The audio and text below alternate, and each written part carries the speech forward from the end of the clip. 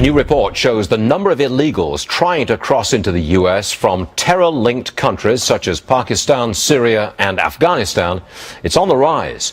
The Pinal County Sheriff, Paul Babeu, is with me now. He says this is a real threat.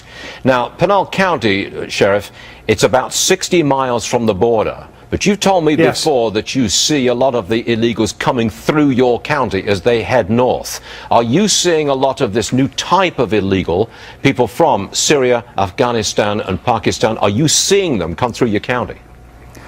We are, from different countries. We've had people from China come through Pinal County. This is insane. Not only what's troubling, the 100,000 plus that on average have come just through this one part of Arizona, this new figure of 6,400 people from countries that have either harbored or sponsored terrorism, countries from Asia, from Africa, from the Middle East. My God, why are they ending up here in Mexico to come across this unsecured border? And that's the reason. It is unsecured. It is not safe. This is a far more dangerous issue. The threat from terrorism, ISIS and the like, far more important than illegals, far more important than the drug cartels that we're successfully fighting here. Now, these are the people which Donald Trump, these are the people who Donald Trump wants to subject to extreme vetting.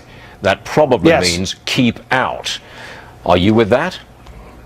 100%. And this is why we've seen this. These numbers are actually surging right now. This is from mid-October to mid-May. We've seen 6,400 people from these countries of interest. This should send alarm bells off. Why this president and those in Washington have failed to do their job to secure the border. It's falling on us in law enforcement, and it's making our job nearly impossible. The number you just quoted is the number of people who've actually been caught.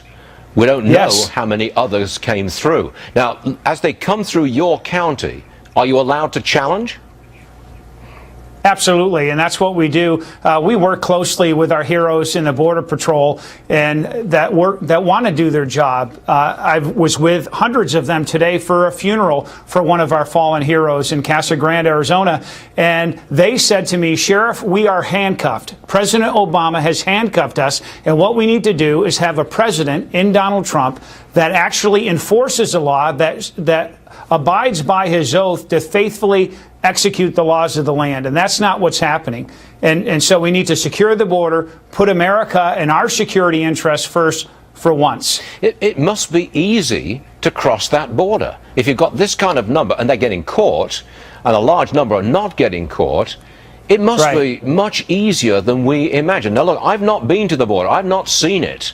Tell me, is it just easy to walk across it? It is. I can tell you, not just as a sheriff, I'm an Army officer, retired. I commanded soldiers in Yuma, where we successfully secured that portion of the border, 94% reduction. Now here in the Tucson sector, this is where they're coming through, tens and tens of thousands, and it's because Obama keeps releasing them. There's an incentive here. There's no consequence for breaking the law, and so why shouldn't they keep coming? And it sends a message to the millions of future illegals who have yet to come here. Just make it to the border and you're home free. Wait a second, Sheriff. Are you telling me that I think you said 6,400 from these countries had been caught? Yes. What happens when they're caught? Are they released? Absolutely. This president has led the largest prison break in the history of our country. Just in the last 3 years, 84,000 criminal illegals, including these individuals, have been released into our communities. Just as Donald Trump has said, there are murderers, there are rapists, there are people who have killed American citizens, and instead of having a real consequence, instead of deporting them from our country never to return again, he releases them into our communities. And this is where the blood of our citizens has to be on the hands of this president.